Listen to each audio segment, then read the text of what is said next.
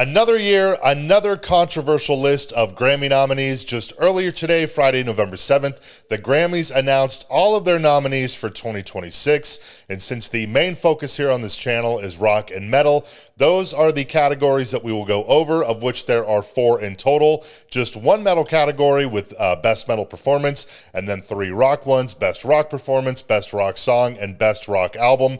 So we'll look at all of those, who was nominated, who was snubbed, who is most likely to get the win, all that kind of stuff. Here we go.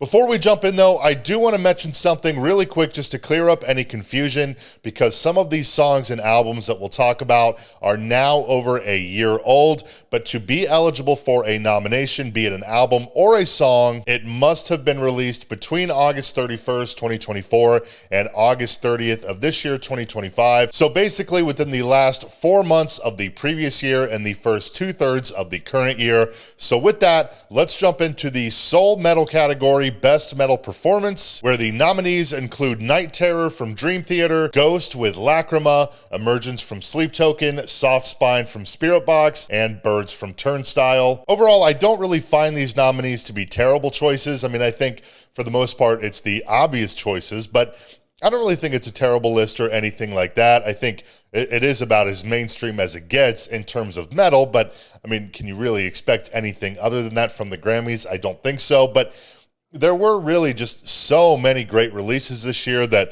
I do think are being overlooked. They are being snubbed, and some of these releases did extremely well. In some cases, it is a little bit surprising that they did not get a nomination this time, including God is a Weapon from Falling in Reverse featuring Marilyn Manson. It was just a standalone single, not a part of an album, but that was a huge song. It did extremely well for Falling in Reverse. Could really probably fit into either rock or metal categories, but does not show up anywhere here. Something from Deftones' new album, Private Music, maybe Infinite Source, Milk of the Madonna, My Mind is a Mountain, something like that. The album as a whole is excellent, and it was nominated for Best Rock Album, which we'll get to, but nothing in terms of Best Metal Performance, which I feel like is probably a little bit better suited for Deftones. But again, it's the Grammys. What are you going to do? I will say, though, one of my favorite albums of the year is Where Only the Truth Is Spoken from Malevolence. I thought that whole album was awesome, though along with a million other bands, not really something that I would have expected to get a nomination. But there were a lot of great metal albums this year that you could have picked really so many different songs from that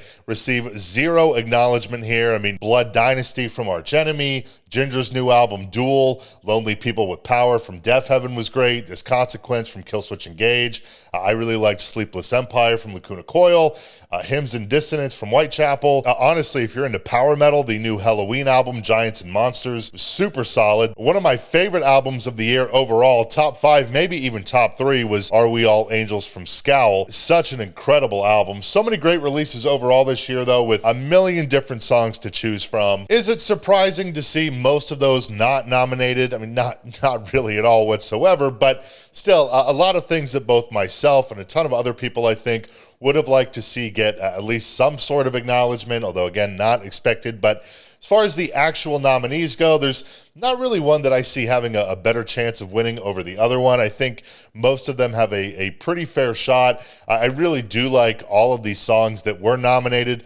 My personal preference for me would either be Night Terror from Dream Theater or Soft Spine from Spiritbox. I thought both Parasomnia and Tsunami Sea were excellent albums. Not my favorite song from either of those albums, but good picks overall in my opinion. But let's move on now to Best Rock Performance, where you have You Should Not Be Doing That from Amyl and the Sniffers, Linkin Park's The Emptiness Machine, Turnstile with Never Enough, Mirtazapine from Hayley Williams, and Changes live from Villa Park, Back to the Beginning from Yungblud, featuring Nuno Bettencourt of Extreme, Frank Bello from Anthrax, Adam Wakeman, who played keys for Ozzy, and 2 from Sleep Token. So going back real quick to the eligibility period, some people have pointed out that The Emptiness Machine from Linkin Park came out last year, which it in fact did. It came out in September of last year, so it is narrowly able to be nominated this time around. That is why that is in there, which should really come as no surprise. Linkin Park's reunion and comeback last year with their new vocalist, Emily Armstrong. It was such a massive part of last fall. It was such a big deal for a very, very long time, really from once it happened up until the end of 2024. So not surprising and very well deserved in my opinion. I think the Emptiness Machine is a great song. From Zero is a great album. I think all of these songs from that album were on the Billboard charts for quite some time, so not surprising in the slightest. I am, though, a little bit surprised to see Amyl and the Sniffers here. They are a great band. They do have quite a large fan base, been growing quite a bit in recent years, but I don't know, I just feel like in rock conversations and in the, rock and metal media, not really a band that you hear a ton about, but they are a super, super cool Australian rock band. If you're not familiar with them, they kind of have a little bit of a classic sound, but they also mix in some punk elements, maybe a little bit of some alternative elements. But Amyl and the Sniffers is a great rock band. They're actually going out with AC/DC in their native Australia, I think beginning like next week. So that's a huge opportunity for them. And honestly, with AC/DC coming back to the States next year, they just toured over here earlier this year with the Pretty Reckless. Pretty Reckless is a phenomenal band, but they also did Europe with AC/DC. It would have been cool to see AC/DC change up their support lineup,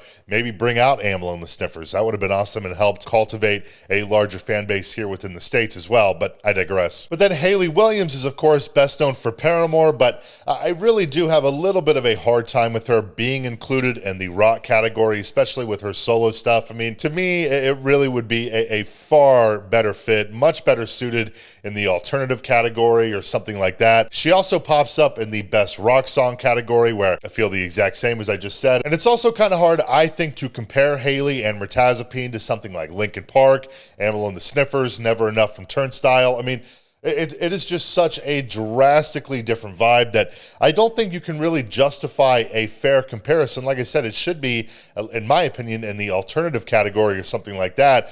Really, I think it would be great if the Grammys had a rock and a hard rock category instead of trying to blur the lines like they do. But again, that's just my take. But let's talk about Yungblud, who will show up again in the last two categories that we covered. But I really want to focus on this nomination in particular with his cover of the Black Sabbath classic Changes at Back to the Beginning over the summer. Obviously, Yungblud has really become somewhat synonymous with Ozzy Osbourne this year in the back half of 2025. Following his performance at Back to the Beginning, which of course turned out to be Ozzy and Black Sabbath's final show. And then of course you look at his relationship with the Osbournes, his tribute to Ozzy at the MTV VMAs alongside Steven Tyler and Joe Perry from Aerosmith, Nuno Bettencourt and Kevin Figueredo of Extreme. There's just been so much dialogue and quite a bit of controversy as well over Youngblood's authenticity and stuff like that people really, really like to debate. It's been a hot topic this year, to say the least. For me personally, like I've said before in many, many videos on multiple different occasions,